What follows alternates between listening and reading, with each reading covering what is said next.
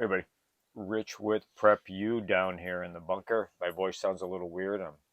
It's good old allergy season here in Illinois. It's fall, and though the weather's nicer, the air quality isn't as nice for a lot of us with allergies. So, anyhow, title of this video: FOID Emergency FOID Endorsement Rules filed in Illinois. Okay, first of all, a couple things with this. This goes back to the PICA um, ruling back in January. I think it started January 10th when it was approved. Court cases are still pending, but we'll talk about that. So what I want you to do is you need to stay to the end of this video. I'm breaking this up in segments. Some of the stuff I'll talk about once or twice or maybe even three times and stuff, but they're kind of important stuff. But I want to break it up in a way so we all start to understand what's going on, where we're at with the PICA law and FOID endorsements. Okay, what is a FOID endorsement? A FOID endorsement is your affidavit that you own a firearm, an attachment, or magazine that's now banned in the state of Illinois pending court cases on the state and the federal level, which we'll talk about. That's what a FOID endorsement is being called by the Illinois State Police. So where do we stand right now? Okay, it is the end of September, and you all know that starting October 1st, the Illinois State Police was supposed to have on their website, on the Firearm Bureau's, Illinois State Firearm Bureau's website, you can go to your account, your FOID account. If you don't have a FOID account, you need a FOID account, especially if you have a FOID card or you have a CCL, because guess what? That's the only way they're going to notify you if your FOID or your CCL is about to expire, because there's no date on it anymore. And they're not going to send you a nice little letter. You're going to have to find out for yourself. So you really need to make sure that you have an account with the Illinois State Police on the Firearm Bureau's website. Okay, that's a sidebar to what we're talking about. So we all know October 1st, they were supposed to have a affidavit ability for you to register your firearms. And I'm not sure about magazines. I could, one way or the other, I could be wrong, because I've read different reports where you have to tell them how many magazines you have, and others are saying no, they're not even worried about magazines because it's just too much of a headache. I think it's the latter. I think it's just too much of a headache for you to register how many magazines, but I could be wrong. And if I am wrong, let me know in comments when you send comments in. And I do love comments, by the way, and subscribers and all that kind of stuff. So October 1st, they were supposed to have it. Well, it's almost October 1st, and what happened? Okay, so on Monday, September 18th, the ISP filed emergency rules with the Secretary of State to implement the portion of the PICA to register all assault weapons, attachments, 50 caliber rifles, and cartridges in high capacity magazines that were owned before January 1st, 2023. Now, what's also interesting about that is when you think about it, just a sidebar here, what about that time period where you could buy stuff, or those people that are still in that court case where they can buy stuff? Well, I'm not even talking about that right now. So we don't even know if you've bought these banned attachments and firearms and ammunition in the case of the 50 caliber.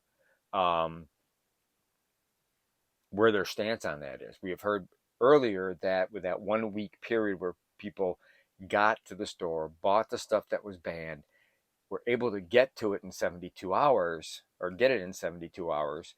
There was a comment from the state police, well, that's null and void because the Illinois Supreme Court stated in a 4-3 decision that the law is good. Problem with that. Problem is, I know I'm jumping all over the place, is the Illinois Supreme Court did not rule on the constitutionality of the law.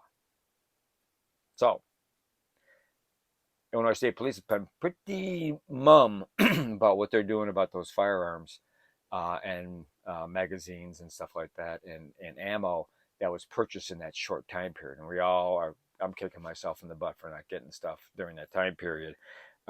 Kudos to those of you that did.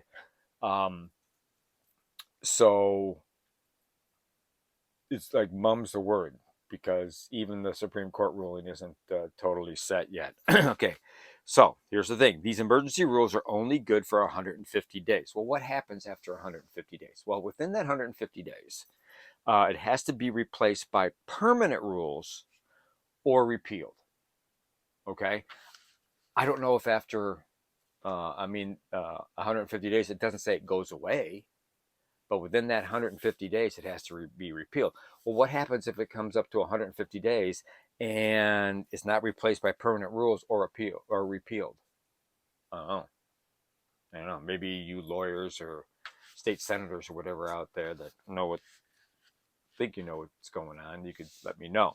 So, permanent rules are subject to a period of public comment and reviewed by the Legislative Joint Committee on Administrative Rules. Okay, so we get to put witness slips in. What's the date? 20th of September. Get to put witness slips in, and the Committee on Administrative Rules has to meet. Well, guess what? These emergency rules have yet to even be published in the Illinois Registry, which they must be. And the Joint Committee on Administrative Rules next meeting is October 17th. More than 2 weeks past when the registry was due. Okay, so not that they care, but the laws are already being broken on their side. Okay, rules that they wrote are not coming up to be enforced. So when we talk about enforcement of this law that supposedly is enforced now, let's talk about the court cases that are still pending. There are several. There's a Second Amendment challenge in the Seventh Circuit. There is a challenge based on vagueness grounds in the Southern District Federal Court, two different federal ones. And there is the delay final order issued that the Illinois Supreme Court of Illinois did not rule on in their 4-3 decision in August. And the decision, and we already talked about it, the decision that they didn't make a ruling on was the constitutionality of it, because they, as they stated, the plaintiffs, they're waiting for the plaintiffs' appeal to the United States Supreme Court. Well, I think they're also waiting on Seventh Circuit. They're also waiting on the Southern District Federal Court, okay, which are all courts that supersede them, especially when it comes to the Constitution. I think they're sitting there and they've done the best they could for the governor and his cronies, but they are not sticking their neck out to look like idiots if and when it does get to the Supreme Court and the Supreme Court says, hopefully, based on the court, I don't know, it's a crapshoot. They say no, this is against the Constitution. And then what does the Supreme Court of Illinois look like, and everybody else? Even Governor Pritzker had said a while back that he figured it was a 30% chance that the law holds. 30% chance. Interesting. Well, we'll see, because these are all still pending, and we really don't know where they're at right now. And there's some state cases still flowing through the court system. All right. So, what is an affidavit? Okay. Well, basically, starting October 1st, affidavits can be submitted through December 31st of 2023 via your FOID card account access at ISP's Firearm Service Bureau's website. So what we're talking about here, and I just happen to have it on my laptop. Let's see. I don't know if this is going to work. All right. So here's their website, basically right there. And you can see right there, it says Protect Illinois Communities Act regulations on assault weapons. And basically, if you go to this section, you will find a whole bunch of FAQs. All right. You know, can I do this? Can I do that? What if I don't do this? What if I do that? Okay. They're all right here. And you can go through this and figure it out. Right now, it's basically saying that you cannot file an affidavit currently. Okay, it's not set up. Well, we know it's not set up because they just sent through the emergency orders. We're going to go back to that in a second. We're going to answer at least one question. Okay.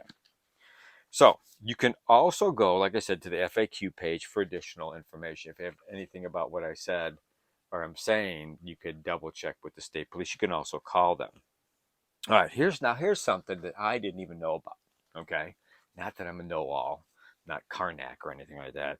Additionally, individuals not wanting to file their affidavit online can go to any of the ISP's FOID kiosks in Lockport, Springfield, Collinsville, and I'm going to say this wrong. I apologize for anybody that lives down in that area. Duquan? I think it's Duquan. Pretty cool name, anyhow. So they actually have kiosks there that you can go there and fill out information. Okay, what does your affidavit need to contain? Well, your name, your date of birth, your FOID card number. You must also provide the make, model, caliber, and serial number of each weapon and sign a statement testifying that that you own a locking device per firearm that you are registering. All right. Also on there's a warning that states if you don't tell the truth or whatever, it's there's a warning for regarding false information. I don't know why you would give false information if you're registering. If you're going to register, why would you give false information? I don't know. All right. So, who must file an affidavit? Individuals who possess an assault weapon attachment, 50 caliber rifle, or 50 caliber cartridge. And this is where the question comes as far as magazines. I don't know if you own magazines. I won't know until it pops up because I can't get any information if they're going to require you to, say how many magazines, high capacity magazines you own for different firearms. I don't know. All right. Who else must file? Now, also armed security, private security, members of the armed services if possession of these items extends beyond the performance of their official duties. All right, so apparently if you have a firearm that has a magazine that carries more than 15, you may carry it when you are armed security. Okay, you may have an assault rifle, although you wouldn't want a semi-automatic assault weapon if you're a member of the military, and you're probably not going to be able to take it home anyhow. But if you use it beyond what you normally would at work, if you carry it off duty, you're going to have to register. Okay, you're going to have to register that. But the law states armed security. In general, the law states that armed security, private security, and members of the armed forces are exempt. So if you don't carry it outside, you are exempt. Who doesn't have to file? Well, here's interesting. This is who doesn't have to file. Peace officers, qualified law enforcement and retirees, wardens, superintendents, and keepers of correctional institutions. Also, Olympic target shooters, competitors, and coaches, non-residents while transporting, through the state, and persons at the World Shooting and Recreational Center in Sparta do not have to register. So if you're from Michigan and you're coming through, maybe you're going somewhere to go hunt. I don't know why you wouldn't just hunt in Michigan, but you don't have to register it, okay?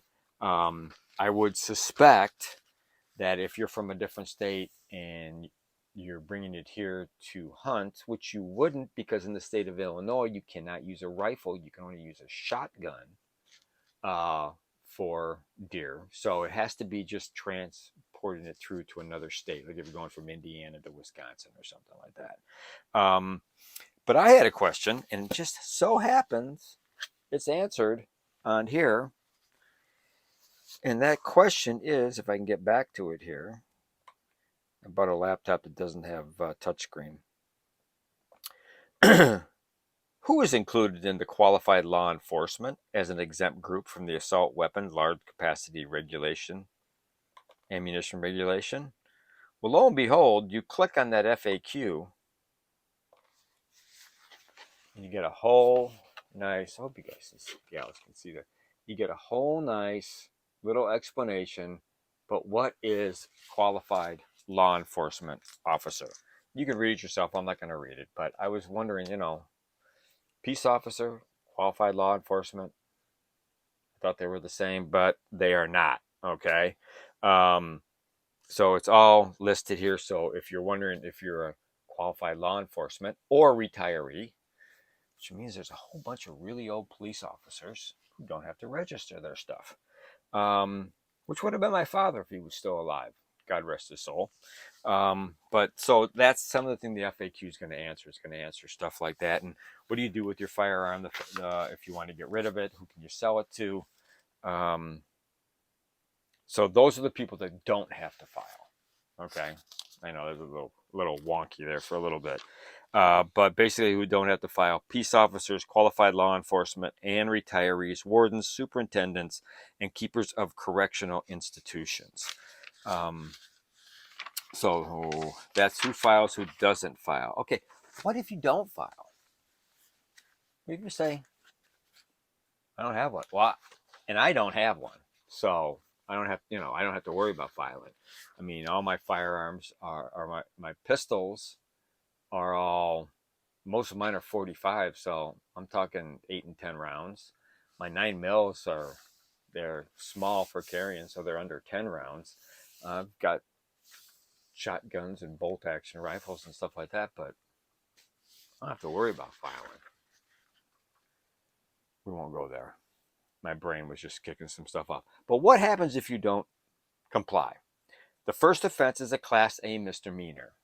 And to find out how they'll go after you is you really need to look at the PICA law, okay? The second and additional offenses is a Class 3 felony, but that could result in a 5 to 10 year prison sentence for the second and additional offenses. I have been told, I have read, and let's see if I can find it here real quick, because it's kind of important what Brendan Kelly said. I want to see if I can find it here. What did he say? He said,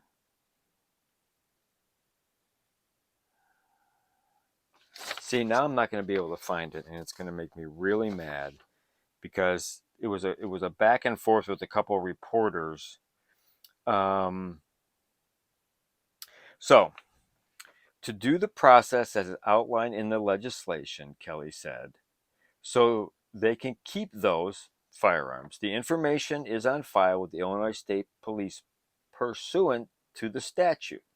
It will be less of an enforcement mechanism and more of a compliance mechanism. So they're saying, even though you register it, it's not that we're going to come looking for it. We just want to know you have it. Let that sink in. We from the government, we're not going to come get it. We just want to know you have it and what you have, which is personally none of their business, what you have, as long as you're a law-abiding citizen and you're protecting yourself, your family, and the stuff that you own. And sorry, just got on my soapbox. So anyhow, those are the penalties. Okay, what weapons are subject to filing? All right, we're going to that. The law lists all banned firearms. If you go to the law, and in some of my earlier videos, if this is the first time you've seen a video about this law, you can go back and take a look at some of the videos on PICA. and different updates along the way. They're listed in there. Okay. Um, so what happens with this list? If it is it a stagnant list? Is it just going to be the way it is? Is it going to change? The list will be updated on the ISP's website. It's not there yet. They don't have it set. All right. No later than October 1st, 2024. So they've got time to put it on the website on what firearms are banned. Okay. And updated every October 1st thereafter. And I'm guessing this is because in other states where you can buy these, obviously firearm manufacturers are going to make new firearms. They're going to add new firearms. And as firearms are discontinued, no, they're not going to pull anything off the list because you could buy it from somebody else. So when new firearms are manufactured, they would just add those to the list. And then it will be updated every year to add more and more firearms to the banned list. So that's it. That's what's going on. Like I said, they filed emergency orders for a FOID endorsement to get it pushed through because apparently, sorry, they've been too busy to get this done. I guess it's not important. Actually, I think what happened was they figured this law would be null and void by now, but it's not. So they're probably sitting back going, I'm not going to do anything, you know. And they're probably thinking about that too, because they probably know more when these court cases are going to come down on what's going to go on, or if it's going to go all the way to the Supreme Court. I'm sure those that are the plaintiffs and the defendants, either or how this works its way out through the line, is going to end up at the U.S. Supreme Court, and it should, to shut down a lot of this backdoor infringement on the Second Amendment, especially for those of us that we're just good firearm owners and we're doing what's right. We keep them locked up where they're supposed to be. We carry when we can. We don't carry where we're not supposed to, protecting our family and ourselves and our stuff. We're not causing any problems, but it seems like that's who they're making the laws for, because I'll tell you what, right now, I don't see criminals following any of this crap. I don't see them registering their firearms. But anyhow, again, I went back on a soapbox again, and I wasn't supposed to. I promised you I wouldn't go on a soapbox, but I'm sure you're all saying the same thing. So, with that in mind, don't shoot me. I'm only the messenger. So that's what's coming down. I haven't heard anything about the court cases. Have I missed anything? No. Oh, except. I would be very remiss without saying thank yous to Peter Hancock from Capital News, Illinois. Thank you. I got a lot of information from you. Greg Bishop, as always, with the Center Square. Fantastic reporting. Absolutely fantastic.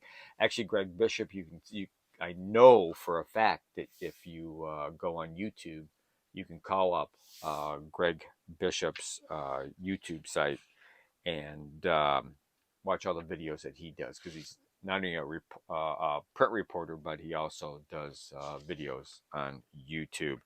And what I'm going to do, there's a couple of websites in here. I will put that the website addresses in our notes section underneath the video, so you can see the websites, like the FOID websites and different places. And I also list the two gentlemen here and who they work for as a thank you for the information I got.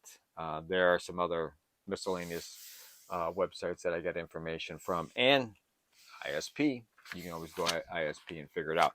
But please, if you have not already got an account with the state police on their Firearm Service Bureau's website, do so.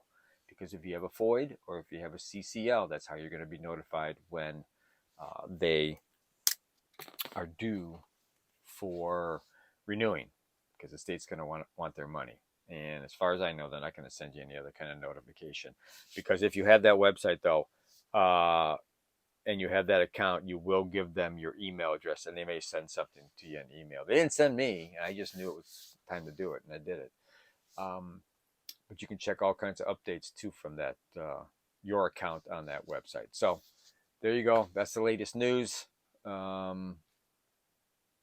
we'll find out more as time goes on, and I'm sure there'll be more information sent to you when the registration is open, so you can register your non-compliant firearms. So that's it. Thank you for watching all the way to the end. I really appreciate it. Thank you for being a subscriber. I appreciate that too. And please comment, like, dislike, tell me I'm crazy or whatever. Write a comment. As you all know, I pretty much answer everyone, kind of. Some comments that I get from you guys, I don't know how to answer. But and when I say guys, I mean you gals too. So I don't want to leave you out.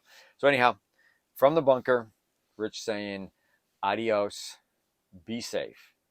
And as we always say, be aware of your surroundings no matter where you're at. Always have enough food, medicine, ammunition, and water to survive for weeks, either sheltering in place or out on the road. And please, prep like your life depends on it, because it really does. Thanks a lot. Take care. See you next time.